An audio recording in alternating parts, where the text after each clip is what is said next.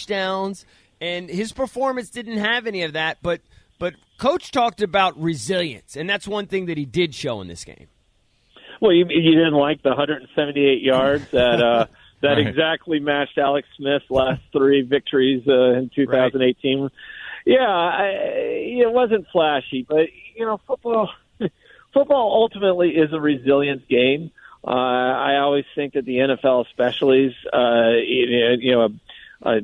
surviving calamity more than actually just imposing your will. I mean, sure, some teams there are the occasional teams that will look great, but most of your NFL games often become a slog, and we've seen a lot of losing slogs here. I think twofold. One, just the fact that they were that Dwayne and this offense with this defense too was able to just kind of survive that game and ultimately kind of pull ahead was interesting to me, as was the fact that if you think about it, in recent years, the Eagles kind of have it's sort of that mental block. It's always nothing get past the Eagles. It's always something's going to happen in the Eagles game. And once they start Philadelphia starts running up the score on you, it's going to fall apart. And that didn't happen. And for the players that have been around before, I think that had to send at least a little bit of a message of, oh, okay, maybe this will be a little different this time. Les, you were at the stadium for the game this past Sunday. How weird and eerie was it to cover a game in an empty stadium? And we've talked about this. I think the stadium being empty was actually an advantage for Washington because we've seen what has happened recently with Philadelphia Eagles games here in D.C. There's a horde of Eagles fans that show up and take over the stadium. So I think the empty stadium was a good thing for the Washington football team this past weekend. No sea of green. Yeah, right. You're right. There was that. I do think, though, the weird moments for me when they run out on the field and there's all the smoke and everything comes out and there's just dead silence. That was weird. And then, the couple big plays, the 2 interceptions, those usually are things where everybody just gets really excited. You kind of feel the momentum of the stadium change, and those are big moments when they happen in front of you. And to see a big interception, it just is like like one of those high school playoff games in the pro stadium, where there's nobody there and all the action's on the field and everybody's excited, but they're basically doing it in a vacuum. That's what it felt like. I mean, it's I'm sure on TV it looked a lot better, but when you're sitting there in the press box, it's kind of odd. There's a big momentum shift, and there's crickets. But the defense was certainly the reason they won this game. They were a major factor. You could argue, though, there was the best defensive line performance in the entire NFL. We knew it was going to be the strength. And again, Philly had some injuries. All right, I don't want to make an excuse. It's not. I mean, they dominated who they played against, but they were so much better than I expected. I don't think anybody expected 8 sacks and all those quarterback hits. Wentz was not comfortable for most of that game. And then Chase Young just flashed, and we knew he was going to be legit. But to come out in week 1 and really dominate the way he did, and the other guys did too, this looks like this is going to be a formidable presence the rest of the year. This defensive line could really win them some games. Yeah, as long as it stays healthy, I agree with you. And we've talked a lot, I'm sure, on this show and others, and I know I've talked to a lot of people about it. Is the idea for years they were playing at 3-4 when it just felt like the personnel was more and more of a 4-3 personnel. Now, while there's sub packages and you're not always on a 4-3, the idea is the mentality of everybody pushing forward is there. And that's what Jack Del Rio's been trying to establish with them. That's, I think, what the 4-3 kind of can do more. And you have the players for it. John Allen is best going forward. Daron Payne's best going forward. Ioannidis. And, obviously the guys on the outside like Chase Young and Kerrigan. And I thought Montez Sweat played really well, too. And, yes, as long as that line can continue to surge forward, and as long as I think that the matchups are going to work well for them in a lot of these games. And the other thing that I think works really well is they're too deep on that line. And that, you can rotate so many guys. Guys aren't going to get tired. I definitely think it's going to be the thing they're going to have to lean on this year. Talking to Les Carpenter from the Washington Post, he wrote about Dwayne Haskins and how he could be the reliable leader that Ron Rivera needs at quarterback. I just don't want to get too carried away about it. You mentioned this in the article. Rivera did say it's a week-to-week league, and he's going to be judged by his play week in and week out. So even if he was effusive this week with his praise, Haskins has to show something on the field each and every week. I think Rivera was very excited about, first, the fact that they won the game, Right. also about the fact that Haskins took advantage of the opportunities that they had and was able to lead touchdown drives and obviously withstood a terrible start to the game. But I don't think he's going to he's not going to give it all up right now. I mean, I think he's going to push this kid. I think he's going to really, really say, you're going to have to earn this with me. I think he's all in on Dwayne Haskins, but I don't think, don't expect him to just be gushing with praise. I think that's going to take time for him to earn that. But I do think he believes that he has someone who could be a good quarterback and a leader. That's the big thing I think about Haskins is how much he has changed just in his presence around us, in the locker room, on the field. It's just a totally different guy. Do you think he's all in to the point, let's say the team ends up losing 4 of their next 5 games or 5 of their next 6, which is conceivable, right? Do you think he's all in to the point that he's going to ride or die with Haskins all season long?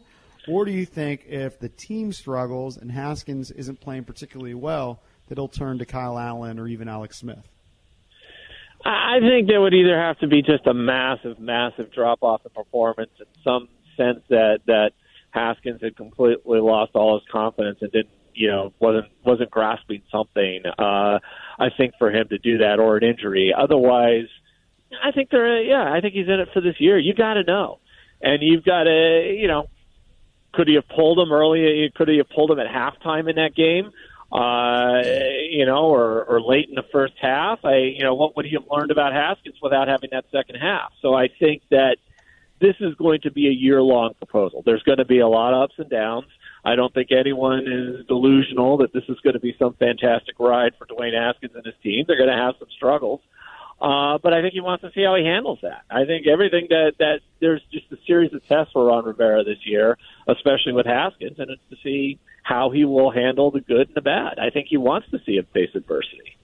Les, I don't want to harp on the negative because they were dominant for that second half and won convincingly. But if I'm going to nitpick, the running game is just a huge question mark, only because, and maybe we talked to you about this. I don't like the running back by committee as a fan. I don't like it. I want a true number one. They had a true number one. I understand why they got rid of him. They wanted to get younger. Gibson had flashes but didn't get a lot of carries. Barber clearly is their go-to guy inside the 10 or inside the 5. But, as a whole, the running game was like a D. I mean, what are your thoughts on that? Yeah, especially when we kind of consider that it was a strength of the offense, at least if we were kind of looking at things, what actually was your best position, I would say running back. They fell behind early, which probably, impacted their ability to run the ball.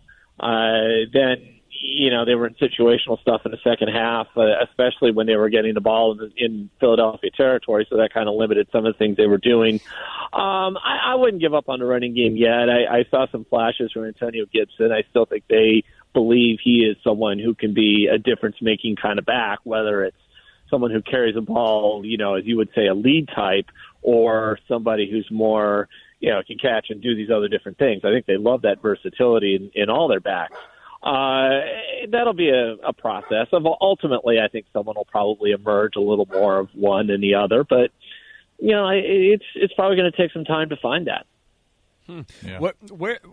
How comfortable do you think they are with their offensive line situation? I know early on when we saw that one play, the second or third play of the game, that Wes Martin just got completely blown up on the line. He was on skates. He was backpedaling. I thought, oh, my God, I'm not sure I've ever seen a guy do that in an NFL game.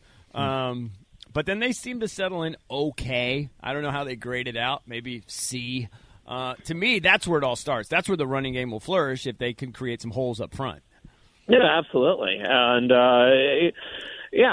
that's something that's going to take time. I mean, do they have their left tackle? I don't know. Jerron Christian, as you said, it went okay. But is he really the left tackle that they want for the future? I know that at some point I think they'd like to be able to look at Sadiq Charles if he can ever kind of catch back up after missing so much time in camp. That's going to be another place. for the next few weeks, I think they're going to have to kind of see, well, who are our guys, and who will emerge on that line. I think that'll probably be a little bit of a work in progress as you sort of figure, well, who is our center for the future? Who is our left guard? I think those are positions that jump out at them. Obviously, left tackle. Yeah, they may even kind of rotate guys through a little bit over the next few weeks, hoping to kind of hit on something. What about the receiver position? Gandy Golden was active, right? Did he get any snaps? I was looking at the snap counts the other day. I forgot to look and see what his number. I don't know that he. I don't believe he got any snaps. No. Right. I'll have to double check that though, but I don't recall. So is this the word that he's just still too raw, or is it like what's? Yeah, but I think that was a little to be expected. Even when he was drafted, you kind of heard a lot of, there's a lot of potential here. There's a lot of things people like, but he's coming from a small school. It's guys like that often it takes time in the NFL to kind of make that next step.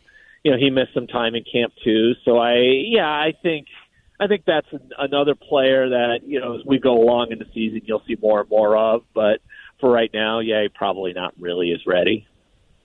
So, Les, I don't know how much of the 49er Cardinal game you watched, but I watched a lot of it. And, they present different challenges. Now, Wentz can escape the pocket, and he routinely does, but he was just very uncomfortable in this game against Washington. But Kyler Murray is just a different animal because he can bounce outside, and he's much faster, and he can make a lot of things happen. They also have a true number one receiver, which Philadelphia did not. So kind of give me your thoughts on the challenges that the offense of Arizona will present for that stud defensive line for Washington. Yeah, I agree. It's a completely different challenge, and you're going to have to be used to playing more mobile, running type quarterbacks anyway. You're going to have more of those during the season. So, this is going to be a whole different challenge for them, a different test. But that's. This is going to be a work in progress. This is I really expect this team to have a lot of ups and downs. I think it's, they may get you mentioned that lose 4 out of 5 games. That could very easily happen. And we could have a whole different tone, in a few weeks when we're talking, but there's signs there that say that they can grow. And I think Rivera would like to see them face a lot of adversity because I think he'd like to see what they come out of it with. He's very much a guy who has built his teams in Carolina around, okay, let's survive the bad stuff and then see what we've got at the end of the year. I think that's going to be something that they're going to have to really, I think they're going to face some of those this season. I think this is going to be a very hard test for this team next week.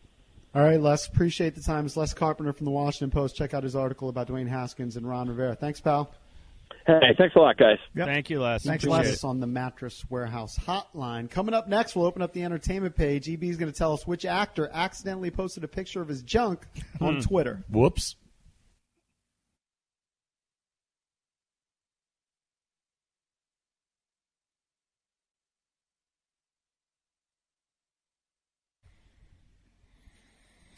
All right, boys. Big news today on a Tuesday. After a 3-week search, the Washington Capitals have a new head coach. He's Peter Laviolette. He was the Capitals' 19th coach in franchise history and 7th of the Ovi era in 15 years. For Ovechkin, Laviolette will be just the second coach that he's played under who had prior coaching experience in the NHL. That's good. That's brought thing. to you by Pennzoil Motor Oils, made from natural gas. The proof is in the Pennzoil. So the Caps have their guy. Hiring seems to make sense. I mean, he was one of the names that was mentioned at the very outset after Reardon was thrown overboard. I mean, Laviolette, you can't argue with his experience. He's won a Stanley Cup. He's been to 3 Stanley Cup finals. He's made 10 postseason appearances in his career. He's been at it since the early 2000s. And for a team that's the roster is built to win now and built to take advantage of, Ovi and Backstrom and Carlson and guys still in their relative prime, I think it makes sense to bring in Laviolette, a guy with experience, not an assistant. Not a guy who's just getting his feet wet for the first time. This guy's been This is through like it. hiring Trotz because Trotz was established. Yep. Now, Trotz didn't win a Stanley Cup